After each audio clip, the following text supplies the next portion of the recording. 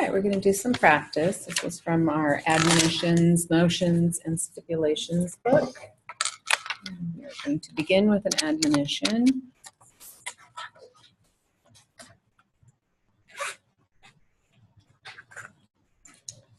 All right.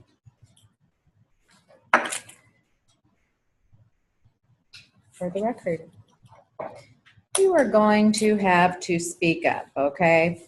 When you direct your answer, direct them more to the young lady on your right as opposed to me, okay? I am sure that your attorney has explained to you why we are here. Now I'm going to take your deposition, which is a statement under oath. She, that young lady there, who is the court reporter, is writing down on that machine that she has in front of her, and it is going to be transcribed into a booklet, and this booklet is called your deposition. You are under oath, and that is the same oath you would take if you were in front of a judge and a jury. It is the oath to tell the truth, which I'm sure you will do. I don't want you to answer any of my questions that you don't understand. Very often attorneys get a little bit long-winded and get carried away with themselves, and we ask questions that we don't understand, and we expect somebody else to get it. So if you don't understand a question, tell me you don't understand it, and I will rephrase it or re-ask it in a way so that you and I can communicate. Don't guess at anything. I am going to ask questions about how many times you went to the doctor and how many days you were off work. You don't have to give me exact answers, but I am entitled to your best approximation. I don't want pure guesses. If you have no idea, tell me you don't remember. Tell me what is not clear. Have you understood everything I have said so far? Okay, this is a motion to strike for the record. Your Honor, the respondent has submitted to the court the expert report of Dr. Whitaker, one of the respondents who may testify. The report consists of 112 pages of out-of-court statements, along with additional hearsay exhibits. Respondent assures the court and counsel that it is not proffering this report into evidence at this time, but is instead merely providing it to the court as a reference. The submission, Your Honor, of this report as a reference rather than evidence is highly prejudicial, and therefore the report should be stricken. In the first instance, the content of Dr. Whitaker's hearsay report as a reference is unduly prejudicial in the instant proceedings. In the second instance, the submission of Dr. Whitaker's hearsay report will be unduly prejudicial in any consideration of the record in this case, should there be an appeal. An expert report that is being proffered is hearsay. Therefore, it should be properly excluded from the record. We move to strike the submission of the expert report at this time. Okay, this is a short stipulation for the record. Applicant's attorney agrees to accept $200 as a reasonable Labor Code Section 6780 fee. Stipulate to relieve the court reporter of her duties under the Code of Civil Procedure so that the applicant may sign the deposition transcript under the penalty of perjury. The original deposition transcript will be lodged in the custody of applicant's attorney to be made available at the time of the trial. An unsigned copy of the deposition transcript may be used as a fully executed original if no fully executed original is made available at the time of trial. Any changes or corrections to this applicant's deposition testimony will be brought to the attention of defense attorneys within 30 days of any potential trial date so stipulated. Okay, this will be some jury charge warm-up for the record.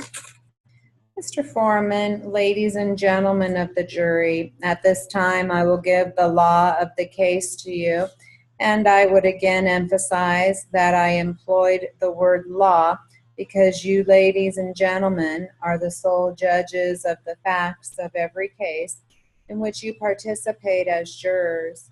It is my duty to state the law of the case to you, and it will be your duty to determine the facts and then apply to those facts the law as stated by me. You are given two powers to assist you in arriving at your determination of the facts, one being whether you do or do not give weight to the evidence. And by weight, we mean effect of consideration. I think I have told you that the word evidence means not only oral testimony that you hear from a witness, but it extends to any documents, objects, papers, pictures, and so forth, which may be introduced into evidence. In other words, it includes the entire record. The other power that you have is that of being the sole judges of the believability of the witnesses you heard.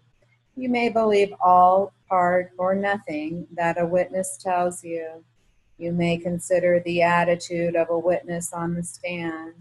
You may consider the opportunity a witness had to observe those events concerning which his testimony is directed. You may adopt additional guidelines if, acting calmly and dispassionately, you feel these are needed in order for you to evaluate the testimony of a witness. There are two indictments against the defendant. One charges him with armed robbery and also including lesser charges of robbery and grand larceny, which I will define for you later. The other charge is pointing a firearm. I will give you the law on each of these. As I have previously told you, and would again reiterate, an indictment does not constitute evidence in any manner or to any extent, but merely permits the trial to be held. The defendant has entered not guilty pleas on all counts of every indictment, that is, the 3 counts in one indictment and the 1 count on the pointing a firearm. He is presumed to be innocent. The presumption carries throughout the entire trial, unless or until it is removed by evidence satisfying you of guilt beyond a reasonable doubt. This term means what it would imply, not a fanciful, whimsical, or a capricious doubt, but a reasonable doubt, sometimes called a substantial doubt. It is a doubt arising out of the testimony or evidence in the case, or the lack of testimony or evidence in a case, which leaves the mind of a fair and impartial juror in a wavering and unsettled condition after that juror has fairly and impartially considered all of the testimony and evidence in the case. I would further charge you that the fact that a defendant does not testify cannot be held, charged, or considered against him in any manner, because he has a constitutional right to remain from the witness stand. Ladies and gentlemen, as far as indictment number 687 is concerned, that charge has 3 counts. 1 is larceny, 2 is robbery, 3 is armed robbery. And I will define each of them for you because robbery includes all of the elements of larceny plus 2 aggravating grounds, and armed robbery includes all of the elements of robbery and larceny plus 1 aggravating ground, which the state must establish. Now, the state must establish each and every one of the elements of such an offense beyond a reasonable doubt. Larceny may be defined as the taking and carrying away by any person of the goods or things personal of another with the felonious intent to permanently deprive the owner of the owner's property and to convert it to the taker's own use. It involves an intent to destroy the ownership and property right of the owner. Now, when I say goods and things personal, this in general would extend to everything other than what would be considered real estate. It would include stocks, bonds, diamonds, money, radios, automobiles. There must be a taking and a carrying away, what we in law call a trespass and an asportation, the act of removing from one spot to another, accompanied with what we call a felonious intent, felonious meaning an unlawful intent, and intent, of course, meaning an aim, purpose, or goal. And this intent must not only extend to the taking and carrying away, but also the intent to permanently deprive the owner of the owner's property and convert it to the taker's own use. Robbery has two aggravating circumstances that would distinguish it from larceny. In other words, all of the elements of larceny must be present, plus two additional. One, the property must be taken from the person of another. But if it is taken in his presence, it is taken constructively from his person. And two, the taking must not only be without his consent, but it must also be accomplished with violence or putting him in fear. Violence, meaning physical force or an abuse of force, for robbery must be accomplished by force or a threat of force or violence or by putting the victim in fear. Then armed robbery includes all of the elements of robbery and larceny, plus an additional aggravating element, which must be established under Section 1611-330, reading as follows. Any person convicted of the crime of robbery while armed with a pistol, dirk, slingshot, metal knuckles, razor, or other deadly weapon shall be guilty of the offense of armed robbery. I would further charge you that if the state establishes by the measure of proof of which I have previously informed you, a larceny of goods described in the indictment, and if by that same measure of proof the state established possession of such goods by the defendant, and that the same were recently stolen, I would charge you that where one is found in possession of recently stolen property, an inference or presumption of fact arises that that person is the thief. Okay, this will be some literary material for the record. In the amendments, however, the law was changed to provide for an optional alternative state trigger based on an absolute state-insured unemployment rate of 5%. The committee believes that that change in the law eliminated the need for a national trigger. The elimination of this national trigger for extended benefits is effective as of October 1.